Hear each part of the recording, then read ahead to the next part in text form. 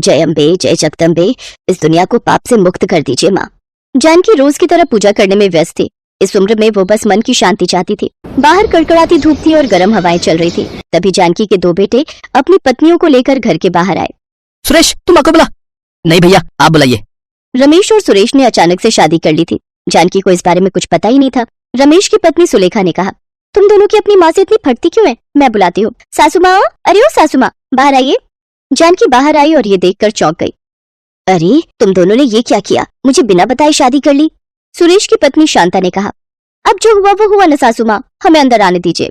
तभी ऊपरी दीवार से जानकी के कंधे पर एक छिपकली गिरी और ये देखकर सुलेखा और शांता डर गई। वो दोनों चिल्लाने लगी, अरे छिपकली छिपकली, मारो उसे, भगाओ उसे, मार दो। वो छिपकली भाग गई। अरे तुम लोगों को देखकर बेचारी छिपकली खुद डर गई। आओ अंदर आओ। चारों घर के अंदर गए। जानकी ने सबके लिए खाना बनाया। उसने अपने ही मन में सोचा, मेरे दोनों बेटों ने अचानक से शादी कर ली, मुझे बताया तक नहीं। खैर जो भी हो, मुझे ज्यादा हंगामा नहीं करना चाहिए। एक न एक दिन शादी तो होनी ही थी। सब लोग खाना खाकर अपने अपने कमरे में चले गए। अगले दिन रमेश और सुरेश की ऑफिस से कुछ काम आया। वो दोनों कुछ दिनों के लिए शहर से बाहर चले गए। सुलेखा और शांता अपने ससुराल में जानकी के साथ रहने लगी। एक दिन जानकी पूजा में व्यस्त थी। तभी सुलेखा और शांता ने अपनी सहेलियों को बुला लिया। अरे बाप रे, कान फटा जा रहा है। जानकी अपनी बहुओं के कमरे में गई और गाना बंद करने के लिए कहा, बंद करो ये तमाशा, मैं अभी पूजा कर रही हूँ।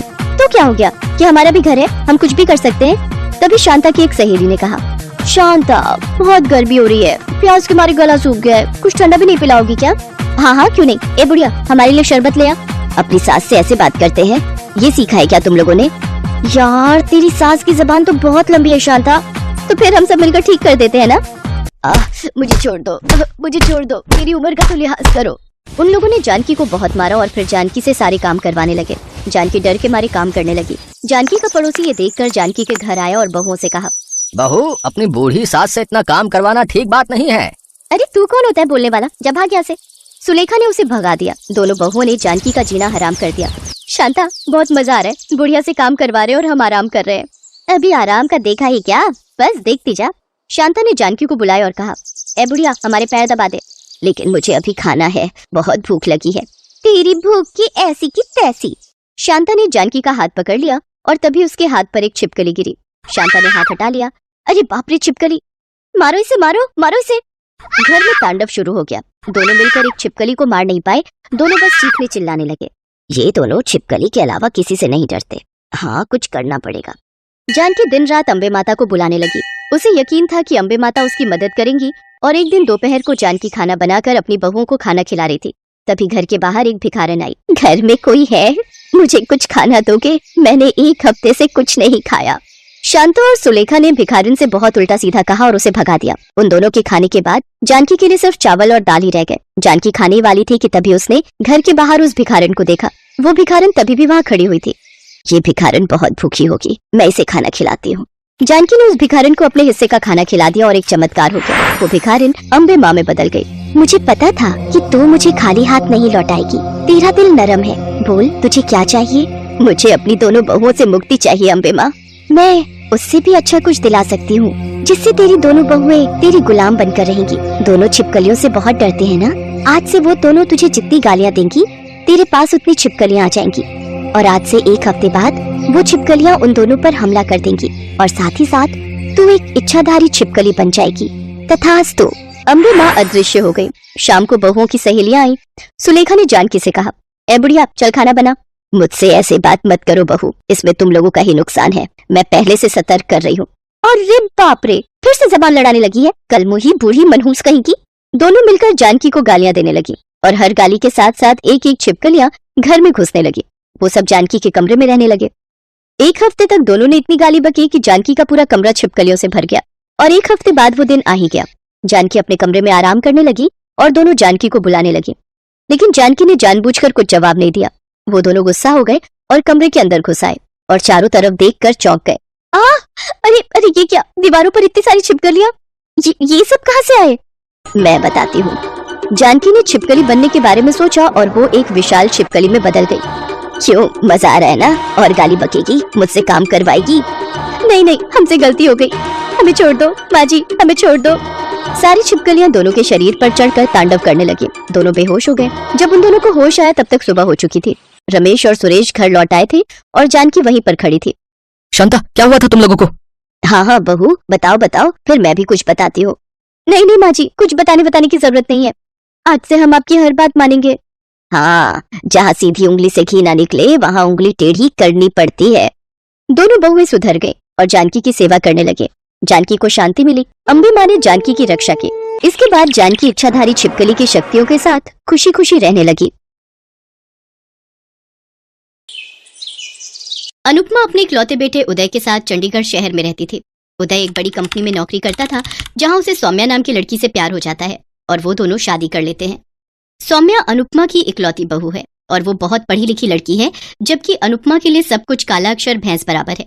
लेकिन फिर भी अनुपमा एक बहुत अच्छी सास है, जो अपनी बहू का हर कदम पर साथ देती थी। उदय और सौम्या की शादी को भी कुछ महीने ही हुए थे, जिस कारण घर के सारे हिसाब किताब उदय ही करता था। एक बार उदय को किसी मीटिंग के सिलसिले में शहर से बाहर जाना पड़ता है, तो वो घर के हिसाब किताब की जिम्मेदारी सौम्या को दे जाता है। उसके जाने के बाद सारा हिसाब किताब सौम्या ही देखती है। शादी के 3 महीने बीत जाने के बाद भी सौम्या को इस बात की भनक तक नहीं थी कि उसकी सास अनुपमा को जरा भी पढ़ना लिखना नहीं आता है, और ना ही कभी उदय ने सौम्या से इस बारे में जिक्र छेड़ा। एक बार जब सौम्या को घर का राशन पानी लेने बाजार जाना होता है, तो वो अपनी सास से कहती है, माँ जी, मैं राशन लेने जा रही हूँ, अगर पीछे से दूध वाले भैया अपना हिसाब लेने आए तो आप उन्हें तिजोरी से 2000 रुपए दे देना।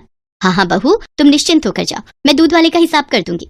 अनुपमा इस उम्मीद में अपनी बहू की बात मान जाती है कि उसने अलमारी में गिनकर ही पैसे रखे होंगे, जिन्हें वो निकाल कर दूध वाले को दे देगी। थोड़ी देर बाद सौम्या बाजार चली जाती है।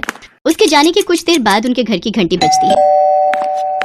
राम राम मेम साहब, मेरे पिछले महीने का हिसाब दे दो मेम साहब। हाँ हाँ, यही रुको, मैं अभी लेकर आती हूँ। अनुपमा दूध के पैसे लेने कमरे में जाती है और जैसे ही तिजोरी खोलती है तो उसमें बहुत सारे पैसे रखे होते हैं। अब मुझे कैसे पता चलेगा कि 1000 रुपए कितने होते हैं? शायद बहू ने दूध के पूरे पैसे ही रखे हैं। एक काम करती हूँ, ये नोट की गड्डी दूध वाले को दे देती हूँ, जितना भी हिसाब होगा वो अपने आप देख लेगा। अनुपमा 2000 से ज्यादा पैसे ले जाकर उसको दे देती है और कहती है, अरे रामलाल ये लो, और एक बार मुझे ये पैसे गिनकर बता दे, अगर ज्यादा हो तो मुझे लौटा दे और कम हो तो वो भी मुझे बता दे। रामलाल ये बात भली भांति समझ जाता है कि अनुपमा एक अनपढ़ औरत है और उसे पैसों का बिल्कुल भी ज्ञान नहीं है। इस बात का फायदा उठाकर वो कहता है, माँ जी पैसे पूरे हैं, मेरे इतने ही पैसे थे, और हाँ बहुरानी से कह देना आज तक का मेरा पूरा हिसाब हो गया है। अच्छा, इतना कहकर रामलाल वहाँ से चला जाता है। कुछ देर बाद सौम्या बाजार से आती है और अपनी सास से कहती है, सॉरी माँ जी, मुझे बाजार से लौटने में देर हो गई, आज बाजार में भीड़ इतनी थी कि क्या कहूँ। अच्छा माँ जी, क्या दूध वाले भैया अपना हिसाब ले गए? आपने उनका हिसाब कर दिया? आपको कोई परेशानी तो नहीं हुई ना? नहीं नहीं बेटा, मुझे कोई परेशानी नहीं हुई, और हाँ मैंने दूध वाले का हिसाब कर दिया है। वो कह रहा था कि उसका अब तक का सारा हिसाब हो गया, फिर भी तुम एक बार तिजोरी देख लेना कि कहीं पैसे कम तो नहीं हुए। इसके बाद सौम्या आकर अपने कमरे में जाती है और तिजोरी खोलकर देखती है तो वहाँ पैसे कम होते हैं। वो आकर अनुपमा से पूछती है, माँ जी आपने पैसे किसी और काम में भी खर्च किए हैं क्या? वहाँ से पैसे जरा ज्यादा निकले हैं। बुरा मत मानिएगा, मैं तो बस इसलिए पूछ रही हूँ कि आपने कहीं पैसे ज्यादा तो नहीं दे दिए, क्योंकि तिजोरी में पैसे 1000 रुपए से ज्यादा निकले हैं। अगर आपने किसी काम में खर्च किए हैं तो कोई बात नहीं, ये आपका भी तो पैसा है। सौम्या की बात सुनकर अनुपमा सोचती है, हे राम, कहीं मैंने दूध वाले को पैसे ज्यादा तो नहीं दे दिए। फिर वो घबराते हुए अपनी बहू सौम्या से कहती है, सच कहूँ बहू तो मुझे पैसे गिनने नहीं आते और ना ही मैं पढ़ी लिखी हूँ। मेरे लिए तो सब कुछ काला अक्षर भैंस बराबर है। मुझे लगा कि तुमने दूध के पैसे गिनकर रखे होंगे, सो मैंने उठाकर उसको दे दिए। लेकिन मुझे क्या पता था कि वो रामलाल मुझसे ही दगा कर जाएगा। मैंने तो उस पर कितना भरोसा किया था। पता नहीं आज मुझे अनपढ़ के कारण तुम्हारा कितना नुकसान हो गया होगा। माँ जी आप क्यों परेशान हो रही हैं? पैसे दूध वाले को ही ज्यादा गए ना, कोई बात नहीं, अगले महीने के हिसाब में लगा दूंगी। लेकिन माँ जी एक बात बताइए, अगर आपको पढ़ना नहीं आता तो आप ये बात मुझसे कह देती। आप जानती हो जब उदय ने मुझे ये हिसाब किताब दिया तो मैं बिल्कुल नहीं चाहती थी कि हिसाब किताब मुझे मिले। मैंने जब उदय से कहा तो उन्होंने कहा कि हिसाब किताब तुम संभालना, फिर मैं मना नहीं कर पाई, और ना ही मुझे ये पता था कि आपको पढ़ना नहीं आता। अब सौम्या के मन में ये इच्छा जाग जाती है कि वो अपनी सास को पढ़ना लिखना सिखाएगी, इसलिए वो ऑनलाइन ऐसे स्कूलों को ढूंढने में लग जाती है जहाँ उनकी उम्र की महिलाओं को पढ़ाया जाता है। कुछ दिनों तक तलाश करने के बाद सौम्या को ऐसा एक स्कूल मिल भी जाता है। उदय, मैंने ऑनलाइन एक ऐसा स्कूल ढूंढा है जहाँ माँ जी की उम्र की औरतों को पढ़ाया लिखाया जाता है। मैं चाहती हूँ कि माँ जी भी स्कूल में जाएं और पढ़ना सीखें।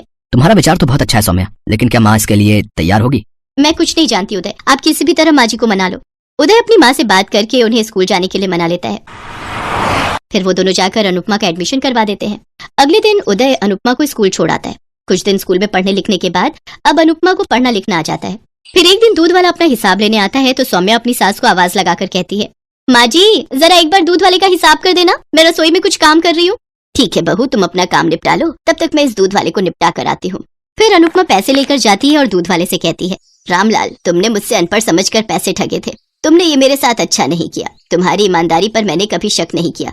वो तो भला हो मेरी बहू का जिसने मुझे सच सच बता दिया। मैं तो खामखा तुम्हें ईमानदार समझ रही थी। आज के बाद अगर कभी किसी हिसाब में गड़बड़ हुई तो मुझसे बुरा कोई नहीं होगा। रामलाल को अपनी गलती का एहसास हो जाता है और वो अनुपमा से हाथ जोड़कर माफी मांगते हुए कहता है, मुझे माफ कर दीजिए मैम साहब, इतने नोट देखकर मैं लालच में आ गया था, इसलिए झूठ बोल दिया। आगे से ऐसी गलती नहीं होगी।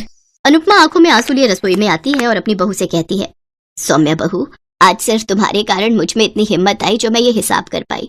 आज मुझे पढ़ाई की अहमियत समझ आ गई बहू।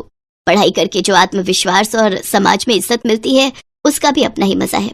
तू मेरी बहू नहीं बेटी है बेटी। भगवान तुझ जैसी बहू हर किसी को दे। माँ जी, ये सब आपकी मेहनत का ही नतीजा है जो आपने समाज की परवाह किए बिना अपनी पढ़ाई जारी रखी। मुझे गर्व है कि आप मेरी सास हैं। दोनों सास बहू आंखों में खुशी के आंसू लिए